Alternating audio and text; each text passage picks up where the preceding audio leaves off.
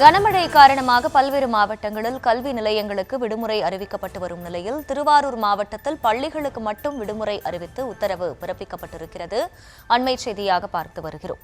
தொடர்ந்து பல்வேறு மாவட்டங்களில் பள்ளி கல்லூரிகளுக்கும் சில மாவட்டங்களில் பள்ளிகளுக்கு மட்டும் விடுமுறை அறிவிக்கப்பட்டு வரும் சூழலில் திருவாரூர் மாவட்டத்திலும் பள்ளிகளுக்கு மட்டும் விடுமுறை அறிவித்து உத்தரவு பிறப்பிக்கப்பட்டிருக்கிறது. அதனை அண்மை செய்தியாக பார்த்து வருகிறோம்.